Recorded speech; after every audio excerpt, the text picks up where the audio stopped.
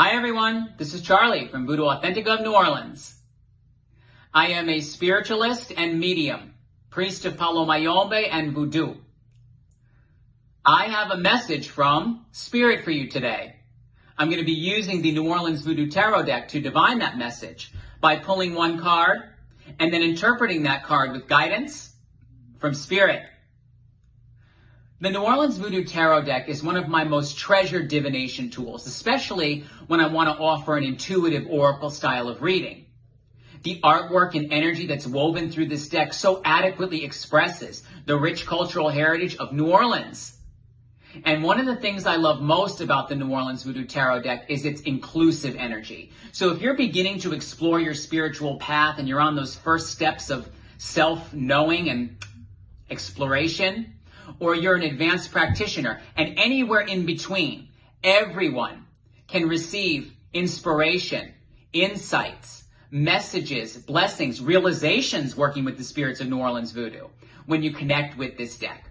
So building a relationship with Spirit is like building any other relationship in our lives. The more we come to Spirit with an open mind and an open heart, the more the blessings can flow. So we have these at the shop for you. Come in and visit us at 612 Rue du Maine. We're always happy to see you, or give us a call. Happy to connect with you that way too. I'm going to begin, as I always do, by shuffling. Very much go with the flow, easy, relaxed way. And I'm going to tune my energy in, asking God and the ancestors and spirits of New Orleans Voodoo to guide me in delivering their messages today. And look at the card that kept sticking out as I was shuffling. It's the ancestors. Anytime the ancestors come through, there's going to be deep messages attached to it. And you see each person has a box in front of them and they're choosing. All the energy of the ancestors supports our choices. And this speaks most specifically right now to the idea of how we define certain words and ideas in our lives. Most specifically, value and perfection. So I know every one of you out there at one point or another has been either felt pressure to be perfect, whether that's from the inner world or from the outside world.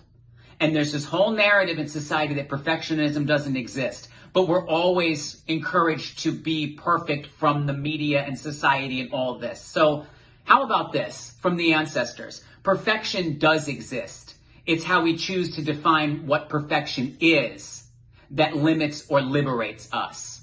Deep message, okay? So you can cultivate for perfection because there are other words attached to that definition. And some of those words are improvement, betterment, free of flaws.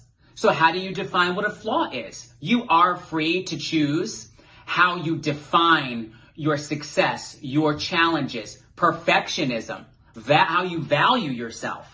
But you must try to examine this because you can free yourselves from the pressure. We all can. So it's a deep message from the ancestors. Perfection, it exists. It's how we define it. And if we define it as we're doing our best, we're constantly challenging ourselves to be better and more accepting of ourselves, of all of who we are.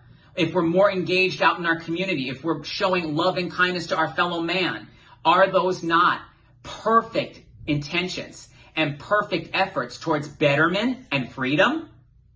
Take a look at that, okay? I'm going to take a look at that throughout my week. It really hit me hard. As I said, ancestors bring deep messages.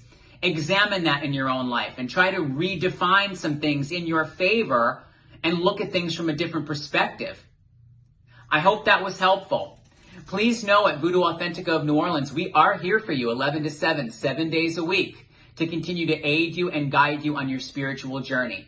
We thank you so much and we're sending you a ton of love and blessings. Thank you.